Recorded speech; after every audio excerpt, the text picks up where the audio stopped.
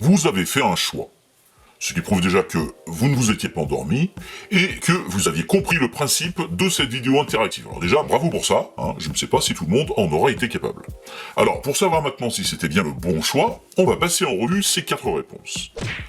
Dans ce premier tweet d'alerte, certes, il n'y a pas d'émoticône de clown, mais il y a une insulte. Il traite l'auteur du tweet initial de gland.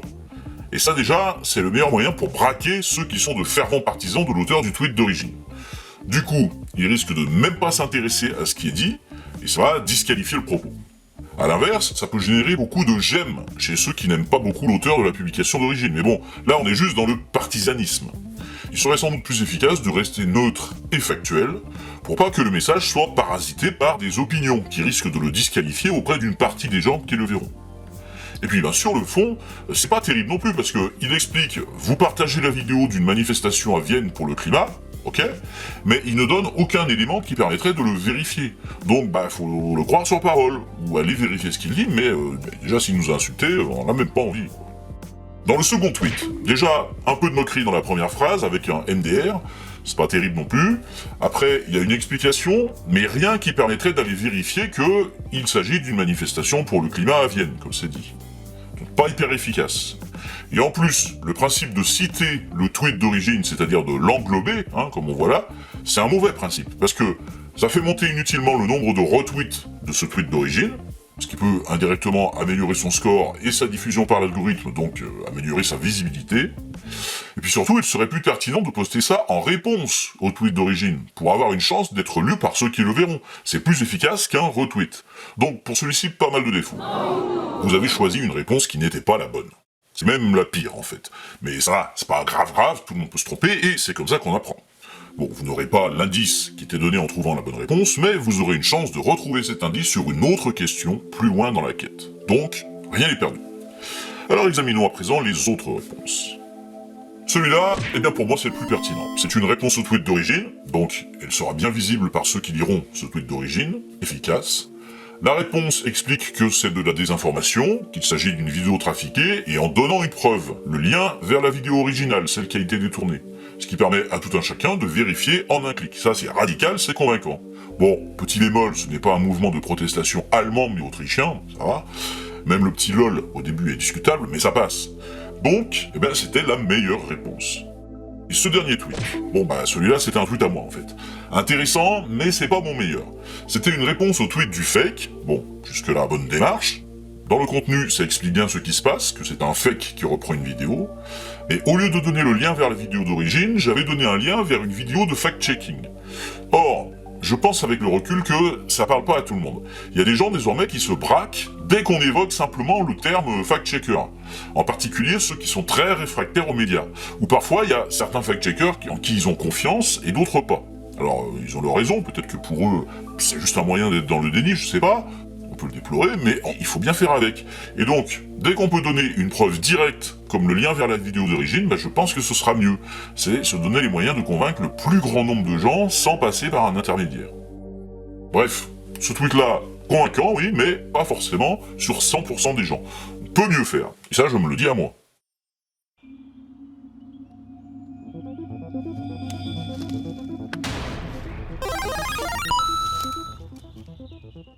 Cette séquence nous aura permis de valider un super pouvoir de plus. Ce type de réponse en commentaire, qu'on a vu, ça peut même faire ce qu'on appelle un ratio. Ça, c'est quand une réponse est beaucoup plus appréciée que la publication d'origine. Et ça peut amener l'auteur à supprimer sa publication. Sinon, bien sûr, il y a toujours la possibilité de signaler la publication. Il y a toujours des boutons pour signaler les abus sur tous les réseaux sociaux, qui font qu'ensuite ça remonte aux modérateurs des réseaux, et eux ont le pouvoir de supprimer un contenu mensonger, en particulier s'il est dangereux.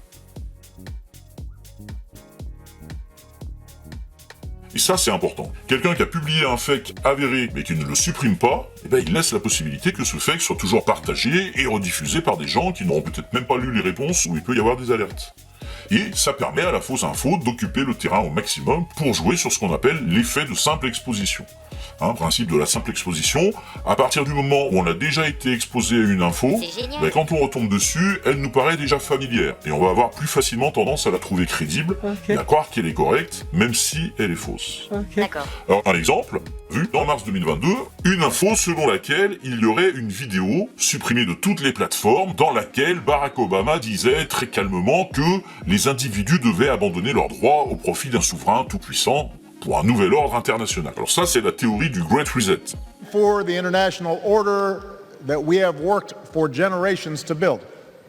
Ordinary men and women are too small-minded to govern their own affairs.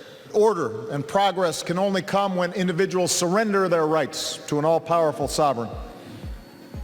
Alors là-dessus, 21 mars 2022, quelqu'un le retweet sans vérifier, et son retweet cite Klaus Schwab parce qu'il est associé au Great Reset. Bon. Mais en réalité, cette vidéo était un fake. AFP Factuel a fait un fact-check de cette vidéo, voilà. C'était un montage. Et il donne le lien vers la vidéo d'origine qui, en fait, n'a jamais été supprimée. Il suffisait de chercher. Là, on la voit sur le site de France 24. Elle est en ligne depuis 2014. C'était un discours en Belgique de Barack Obama. Il prononçait le discours qui est écrit ici, mais une personne a habilement coupé toute la partie en jaune du discours. Habile. Et du coup, comme c'est tourné, on a l'impression que Barack Obama défend ce truc, alors qu'en vérité, il le dénonçait. Bref, voilà, c'était un fake. Alors, quelques heures après son tweet, une personne signale à quelqu'un que la vidéo est manipulatrice. Du coup, quelqu'un tweet pour dire « Ne jamais se précipiter pour retweeter ». Conseil de sagesse, La supposée phrase de Barack Obama a été truquée et tronquée, don't act. Mais d'acte, il n'y a pas vraiment, puisque quelqu'un ne supprime pas son tweet. Et en outre, comme il n'a même pas fait une réponse à son tweet initial, mais à un autre tweet séparé, eh bien, les gens qui tombent sur son tweet initial ne voient pas ce démenti-là, et continuent d'y croire. Du coup, je prends ma meilleure plume virtuelle, c'est-à-dire mon clavier, pour lui demander « Bonjour monsieur, puisqu'il est avéré que votre tweet était erroné et que vous reconnaissez vous-même avoir relayé une vidéo truquée, pourquoi ne supprimez-vous pas le tweet correspondant ? Il continue de désinformer, on voit qu'il a circulé 6 fois plus que votre démenti. » Qui n'était même pas à 200 retweets contre 1280 pour l'autre. Ce qui est classique dans ce genre de cas, le démenti, comme il est moins sulfureux que le tweet initial, il génère moins d'émotions, ce qui fait qu'il est beaucoup moins repris. Eh bien, quelques heures plus tard, il m'a répondu « fait », et en effet, il l'avait enfin supprimé. Ce qui est à saluer, la démarche m'a agréablement surpris parce qu'elle n'est pas si fréquente. Et comme me l'a souligné une personne, en réponse, « Merci à toi, on oublie trop souvent que calme, méthode et politesse, ça peut marcher bien mieux que les injures. » Ce qui, je pense, est vrai. On a tous le pouvoir et le devoir d'arrêter la désinfo dans les réseaux sociaux et de la faire reculer, sans besoin de s'insulter.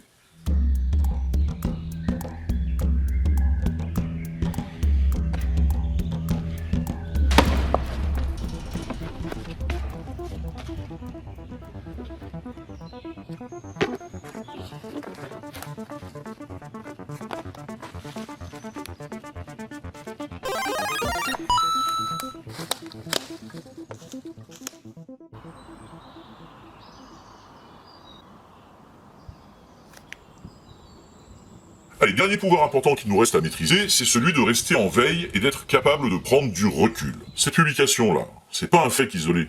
Régulièrement, on voit fleurir sur les réseaux sociaux tout un tas de publications pour nier qu'un événement a eu lieu, ou qu'il y a vraiment des victimes, et petit à petit se met en place une version alternative des faits qui explique que c'est une manipulation, une mise en scène, etc.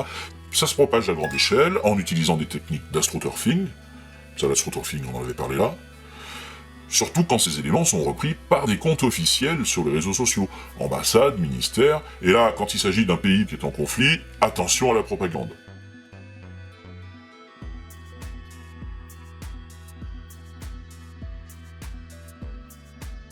Et il y a aussi du trolling de masse, des faux comptes, des trolls, dont on constate parfois qu'ils ont été créés genre un mois avant, mais qui pop dans les commentaires sur les réseaux sociaux dès qu'il est question d'un sujet.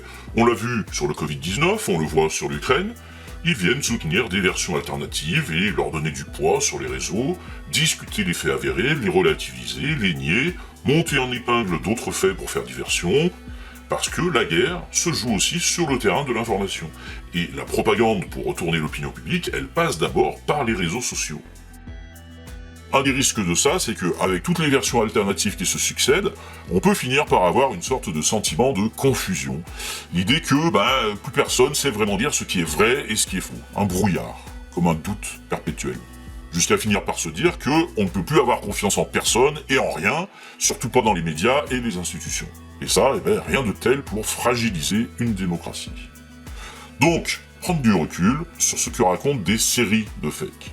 S'interroger sur pourquoi je vois revenir plusieurs fakes du même genre.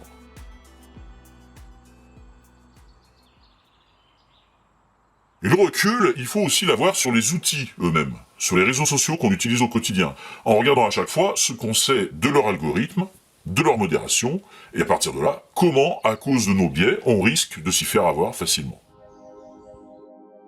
Alors pour continuer, vous allez pouvoir choisir sur quel sujet vous voulez creuser. Est-ce que vous voulez d'abord revoir les bases, si vous n'avez pas les bases, ou bien est-ce que vous voulez plutôt prendre du recul sur Twitter, TikTok, Facebook et sur leurs algos. Ah ben justement. Ah tiens, il est revenu du brouillard. Salut. Ouais, salut. Dis donc, je voulais te dire... Attends. Qu'est-ce que tu fais en vert? Non, c'est comme tu veux parler des agglos. Je voulais faire une petite illustration, là, parce que c'est toujours trop abstrait, tes vidéos. Après, les gens, ils comprennent pas. C'est pour ça, j'ai un costume. Ouais. Et puis ta combi orange, elle est pleine de boue, surtout, hein? Comment tu t'en es sorti? Mais je vois même pas à quoi tu fais illusion. Mais je t'explique, le vert, ça va avec les trucs qui tombent, là. Parce que là, je suis comme dans la matrice. Tu connais?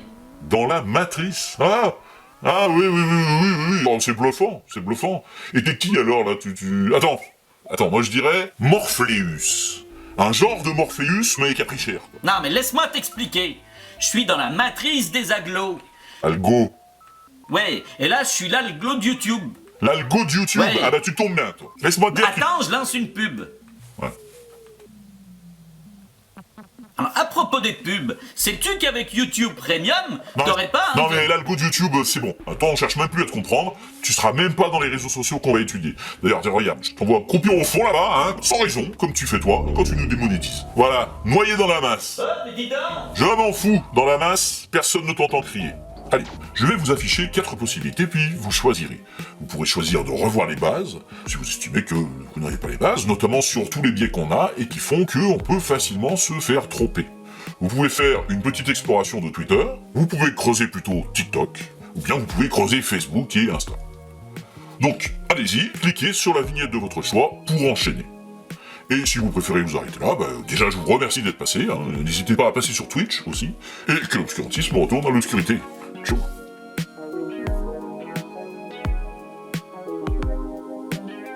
Voilà, par contre à un moment il faut cliquer, hein. Sinon après vous allez être redirigé automatiquement et l'algo va vous envoyer je sais pas où. Hein. Ouais, puis je vous préviens, je suis énervé, là.